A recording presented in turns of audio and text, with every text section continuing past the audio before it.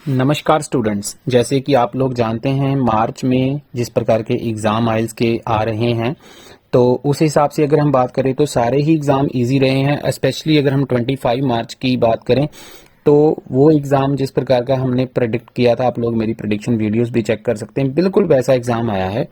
और आगे अभी जो 1 अप्रैल को एग्ज़ाम है एकेडमिक और जीटी, एक कंबाइंड एग्ज़ाम है और बहुत सारे स्टूडेंट के मैसेजेस आ रहे हैं कि सर इसकी प्रेडिक्शन वीडियो डाल दो।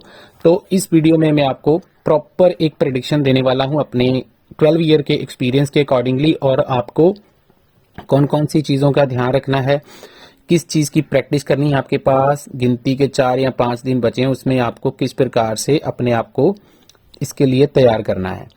तो चलिए हम आज की वीडियो को स्टार्ट करते हैं।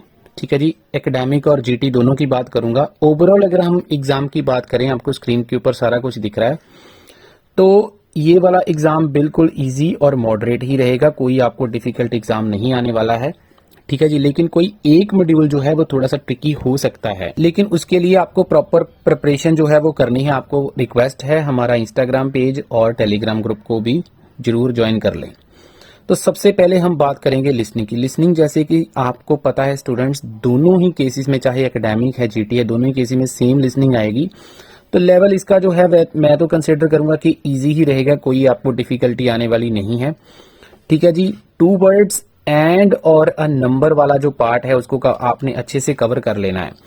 ठीक है जी, उसके बाद जो अगर हम सेकंड पार्ट की बात करें तो मैप आने के थोड़े बहुत चांसेस हैं, लॉन्ग एमसीक्यू और मैचिंग इन्फॉर्मेशन जो है वो आने के चांसेस हैं। आप लोगों को ये सारी चीज़ें अच्छे से प्रैक्टिस कर लेनी है। कल का एग्जाम की अगर हम बात करें, जैसे कि आप लोग जानते हैं कि उनको बहुत सारी ब्लैंक्स आई हैं, सिर्फ उनके पास 10 एमसीक्यू थे, बाकी सारी उनके पास जो थी वो ब्लैंक्स आई हैं।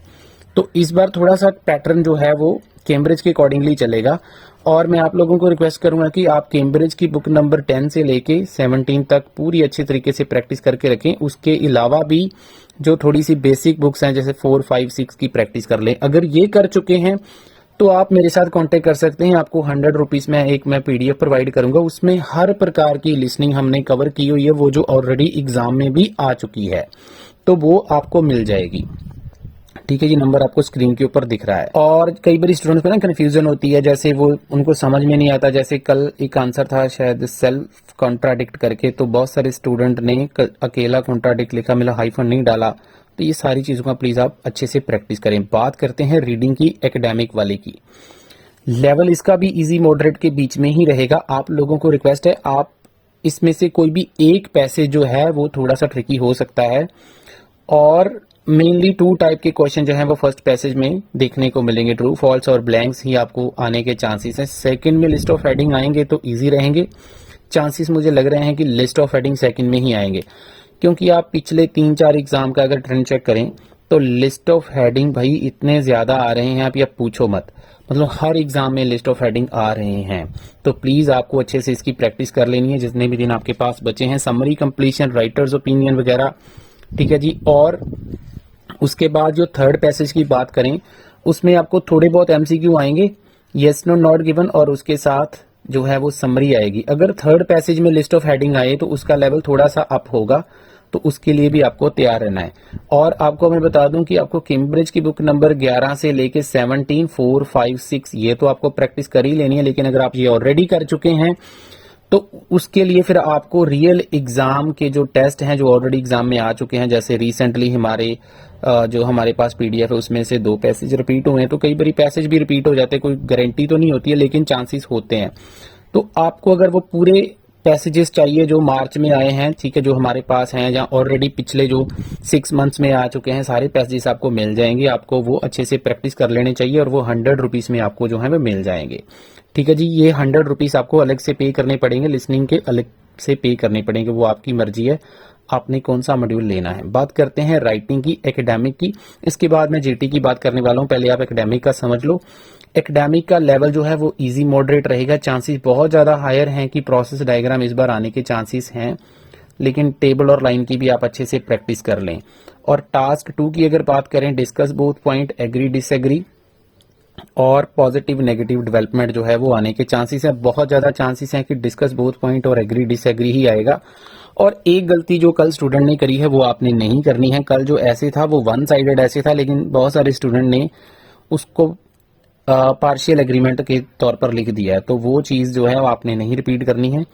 ठीक है, क्वेश्चन को अच्छे से समझे। और मैंने प्रेडिक्ट किया था, मैंने आपको बताया था कि एम्प्लॉयमेंट के ऊपर ऐसे आएगा, तो कल एम्प्लॉयमेंट के ऊपर ऐसे आया है। तो आज जो नेक्स्ट एग्जाम होने वाला है 1 अप्रैल को, चांसेस हैं कि इन्वायरमेंट या फिर आर्ट हेल्थ सोसाइटी के ऊपर जो है वो आपको ऐसे देखने को मिल सकता है।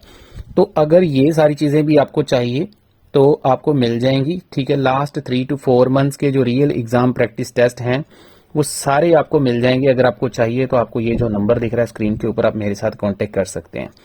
ठीक है जी, अगर आपको सारा कुछ इकट्ठा चाहिए तो आपको 300 में सारा कुछ मिल जाएगा, जो आपको मार्केट में 2000 या 2500 का मिलता है। ठीक है जी, तो कई बड़ी चांसेस होते हैं कि इसमें हो सकता है कुछ रिपीट भी हो सकता है अगर आपने अच्छे से इसकी प्रैक्टिस करी है। बात करते हैं जीटी एग्जाम की। चैनल को प्लीज़ जरूर सब्सक्राइब कर लें, क्योंकि इसके बाद 15 वाले भी वैसे मटेरियल यूज़ कर सकते हैं, उनके पास अभी टाइम है, लेकिन उसकी जो रियल प्रेडिक्शन है वो थोड़े दिन बाद आएगी, तो चैनल को सब्सक्राइब कर लें। जीटी की बात करें तो रीडिंग जो है सेम लेवल कैम्ब्रिज का 11 से लेके 16 वाला जो लेवल है वो आएगा। अगर आपने ये प्रैक्टिस कर लिया है ऑलरेडी, बार बार आपका प्रैक्टिस करने का मन नहीं, उसका फायदा भी नहीं होता है, तो आपको रियल एग्जाम की जो पीडीएफ है वो आप हमसे बाई कर सकते हैं, आपको मिल जाएगी। उसके बाद अगर हम बात करें टास्क 1 की, हायर चांसेस हैं कि इनफॉर्मल लेटर आएगी, एग्री डिसएग्री और रीजन सोल्यूशन या रीजन फैक्ट्स। कल वाला जो ऐसे था उसमें रीजन सोल्यूशन आए थे, तो रीजन फैक्ट्स भी आ सकते हैं और डिस्कस बोथ पॉइंट भी आ सकता है। तो ये 3 पार्ट आपको अच्छे से कवर करने हैं, एजुकेशन, एम्प्लॉयमेंट और इन्वायरमेंट। ठीक है, आप लोगों को भी रिक्वेस्ट है कि अगर आपको कोई भी मटेरियल चाहिए तो आप उस हिसाब से, अगर आपको रीडिंग चाहिए 100 रुपीज़ में मिल जाएगी, राइटिंग चाहिए वो भी 100 रुपीज़ में मिल जाएगी, और अगर आपको कोई और चीज़ चाहिए तो वो भी 100 रुपीज़ में मिल जाएगी। अगर आपको सारा मटेरियल चाहिए तो वो सारे का सारा मटेरियल आपको 300 में मिल जाएगा, इंक्लूडिंग स्पीकिंग। मैं स्पीकिंग भी आपको भेज दूंगा। ठीक है जी, चैनल को सब्सक्राइब करना मत भूलिए और अपनी प्रिपरेशन के ऊपर ज़्यादा से ज़्यादा एफर्ट्स लगाएं, क्योंकि प्रिपरेशन बहुत ज़रूरी है। अगर आपने प्रिपरेशन ही नहीं करा है तो आपको कोई भी जो बंदा है वो आपको आइल्स का एग्ज़ाम क्लियर नहीं करवा सकता है। हार्ड वर्क बहुत ज़्यादा इंपॉर्टेंट है। ठीक है जी, थैंक यू सो मच, मिलते हैं बहुत जल्द नेक्स्ट वीडियो में। चैनल को सब्सक्राइब कर लें।